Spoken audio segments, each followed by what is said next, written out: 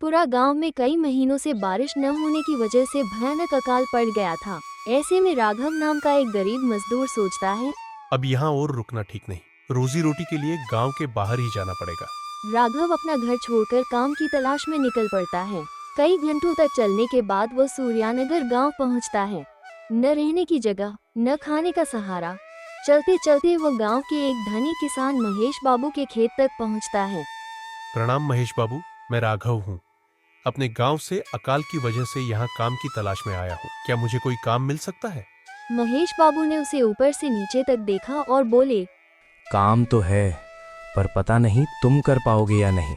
मैं ईमानदारी से हर काम कर लूंगा बाबू, आप एक मौका दीजिए। ठीक है, मेरे पास 40 बकरियां और 20 बैल हैं। उनका गोबर साफ करना, उन्हें चारा देना और रोज सुबह शाम पानी पिलाना होगा। महीने में तुम्हें 2500 रुपए मिलेंगे और 2 वक्त का खाना भी। राघव थोड़ी देर के लिए सोचता है, फिर कहता है, मैं यह काम कर लूंगा महेश बाबू, पर एक विनती है, क्या मैं आपकी पालटाप गौशाला में रह सकता हूँ? यहाँ मुझे रहने की कोई जगह नहीं। महेश बाबू थोड़ा सोचकर मान जाते हैं। उस दिन से राघव गौशाला में रहकर पूरे मन से काम करने लगता है।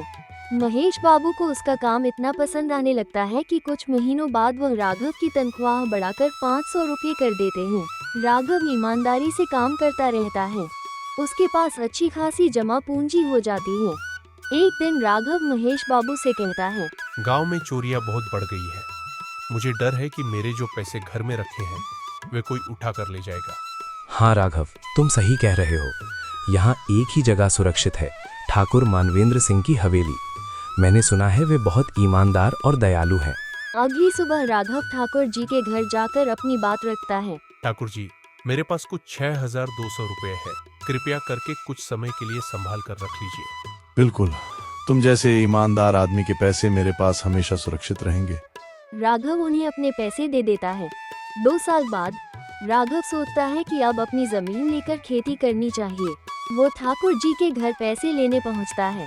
ठाकुर जी, मैं अपने पैसे लेने आया हूँ। किस पैसे की बात कर रहे हो? मेरे पास रोज लोग आते जाते हैं। कोई सबूत है तुम्हारे पास? ठाकुर जी, मैंने आप पर विश्वास करके बिना किसी लिखित के पैसे दिए थे। अरे, तुम जैसे लोग मेरी ईमानदारी का फायदा उठाना चाहते हो। इतना कहकर ठाकुर अपने लोगों से राघव को पीटने का हुक्म देता है। पीट कर राघव को घर से निकाल दिया जाता है।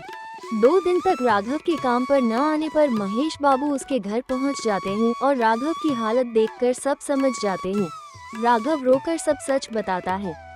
राघव, तुमने गलत आदमी पर भरोसा कर लिया, पर चिंता मत करो।